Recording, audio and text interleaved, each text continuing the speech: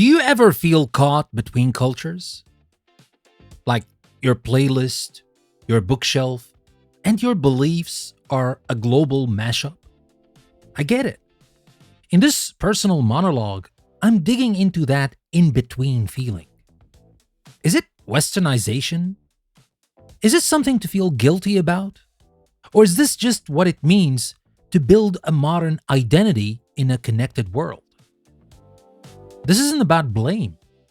It's about understanding the beautiful, the messy, and the nuanced experience of being you right now. I'm Danny, and this is a new Thinking Out Loud episode from English Plus Podcast.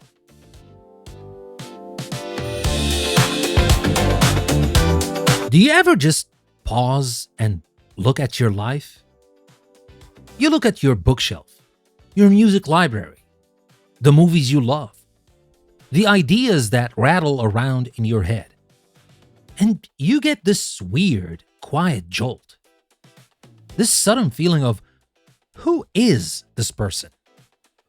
Does this collection of thoughts and tastes truly represent me? Or is it an echo? Is this the real me?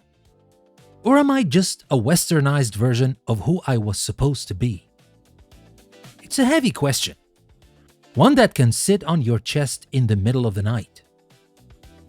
It's this sense of being in between, of not belonging 100% to the culture of your ancestors, but also not 100% to the global culture you consume. What do we do with that feeling? And is westernized even the right word for it? Or is this just the new face of modern identity? It's a strange kind of guilt, isn't it? It's not a loud, dramatic, I've betrayed my people kind of thing. It's quieter. It's the subtle pang you feel when you realize you know more about Shakespeare or Star Wars than you do about the epic poetry of your own heritage. It's the moment you're listening to a piece of classical music or some indie band from Portland and you're deeply, truly moved, and then a tiny voice in the back of your head whispers, "Is this yours to love? Shouldn't you be connecting more with your own music?" Then there's the external version. Someone, usually from your own background, looks at your choices and says, "Wow, you're so westernized." It's rarely a compliment. It's an accusation, however gentle. It implies a loss. It implies you've traded something authentic for something foreign, something synthetic. It implies you've been assimilated, that you're a cultural casualty. Now let's just stop and park the car on that word for a second. Westernized. It's so loaded. It implies a passive process, a one-way street. It paints a picture of a giant, monolithic West, which doesn't even really exist, but let's pretend. This monolithic West stamping its logo on the rest of the world. It's a word that comes from a history of colonialism, of power imbalances. It's a valid and important history. But is it what's actually happening in my head? Is it what's happening in yours? When I fall in love with a novel by a Japanese author, or a film by a Mexican director, or a philosophical concept from a German thinker, am I being westernized? Or am I just a curious human being living in the 21st century? Am I supposed to check the passport of a good idea before I let it into my brain? Oh, sorry, Dostoevsky, you're from the wrong side of the geopolitical divide. No entry. It sounds absurd when you say it out loud. Now, this is where I think we need a new word, or at least a new framework. The binary of traditional versus westernized feels like a trap. It's an old, dusty set of boxes that nobody really fits into anymore. What if the word we're looking for is just modern, or maybe composite, or curated? Westernized implies something was done to me. I was a passive victim of cultural programming. But modern or curated, that feels active. It implies I'm an agent in my own life. I'm not a blank slate being overwritten. I'm a builder, a collector, a DJ. I'm standing in front of this vast, overwhelming global buffet of human creation, and I'm choosing. I choose this piece of wisdom from my grandmother. I choose this chord progression from a band I found on the internet. I choose this recipe that's been in my family for generations. I choose this ethical framework from a philosopher who died 2,000 years ago on a different continent. My identity isn't a replacement. It's not new things in, old things out. It's an expansion. It's layering. It's a composite.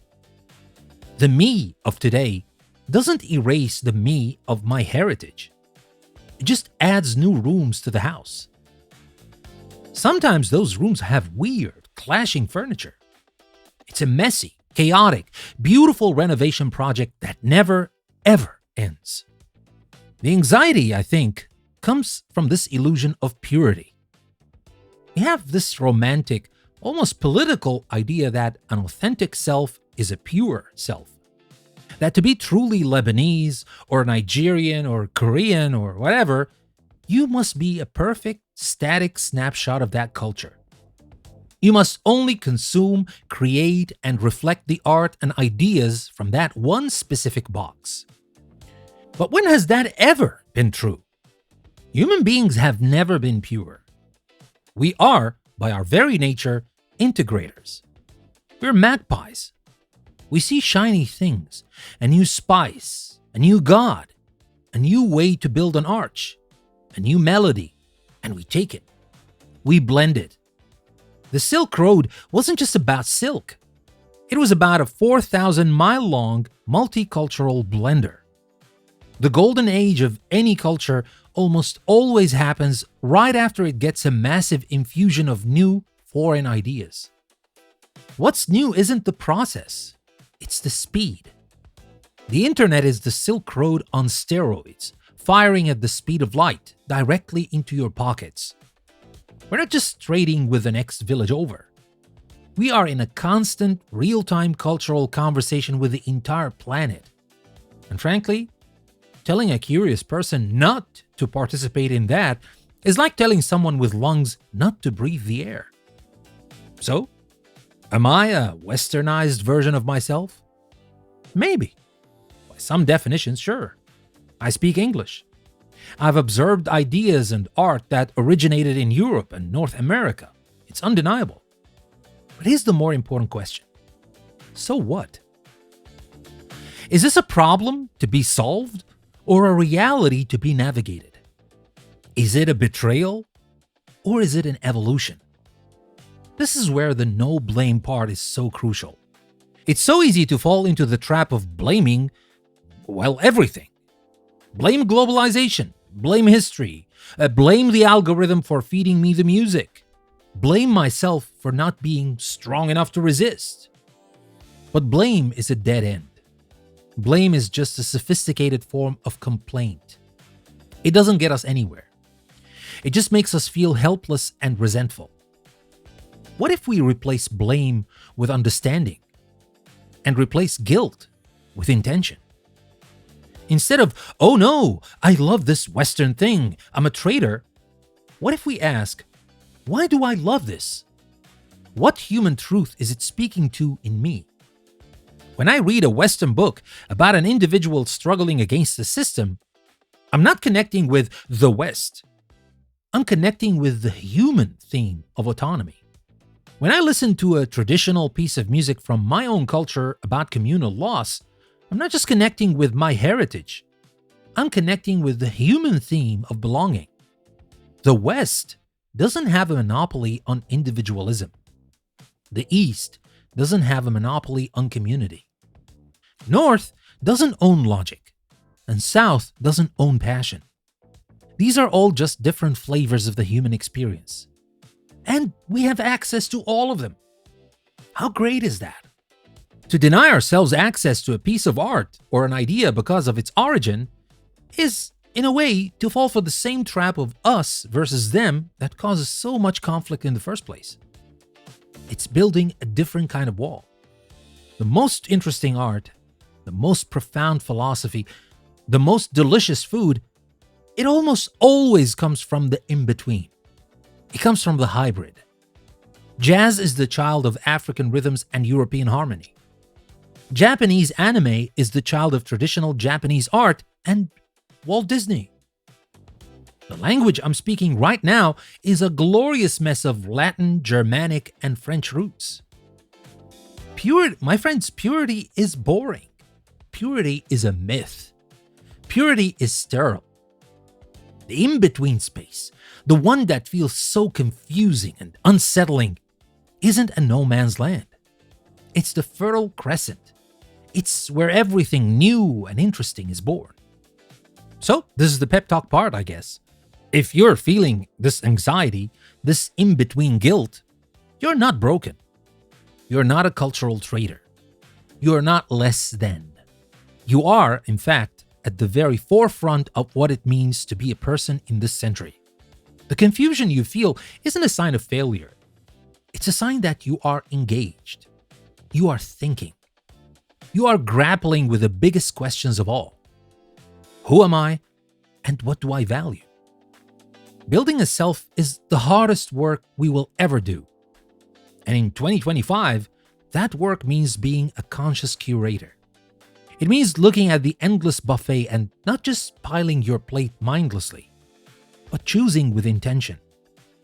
Yes, love that international bestseller, but also maybe go find that poet from your own country your grandfather used to quote.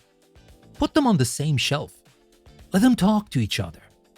Yes, binge that Netflix show from another continent, but also call your aunt and ask her to tell you that family story again, the one you've only half listened to. Yes, explore that philosophical idea from across the ocean, but also explore the wisdom that's baked into your own language, your own proverbs, your own traditions. Your identity isn't a fortress that must be defended stone by stone from foreign invaders. That's exhausting. And to be honest, it's a losing battle. Your identity is a garden. You have this rich, wonderful soil that's your heritage, your roots, your family. You can't and shouldn't change that. It's what nourishes you. But you are the gardener. You get to decide what you plant. Some seeds are heirloom seeds, passed down for generations. Plant them. Tend to them. They are precious. But you can also plant seeds you found on your travels. Seeds that are exotic, new, and exciting. A garden with only one kind of plant is, well, a farm. A garden that is a vibrant, chaotic, beautiful mix of the native and the exotic all growing together in the same soil, well, that's a paradise. So, no, I'm not a westernized version of myself. I'm a modern version of myself. I'm an in-process version of myself. I'm a composite, a mosaic, a playlist, a garden. And so are you. The goal isn't to be a perfect, pure artifact of a culture that probably only exists in nostalgic memory anyway. The goal is to be a conscious, thoughtful, empathetic, and alive human being. And that means having the courage to love what you love, believe what you believe, and to build a self that is honest, even if it's complicated. Well, especially if it's complicated. Well, what about you? Do you ever feel this in-between anxiety? What does your modern identity look like? What's on your shelf or on your playlist that feels like it's from two different worlds, but somehow lives perfectly inside you? I genuinely love to know. So let's talk about it in the comments. And that, my friends, was another Thinking Out Loud episode from English Plus Podcast.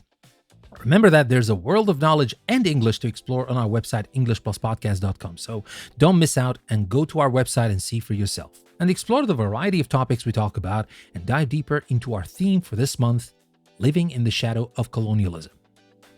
I'm Danny. Thank you very much for listening. And remember, never stop learning with English Plus Podcast. I'll see you next time.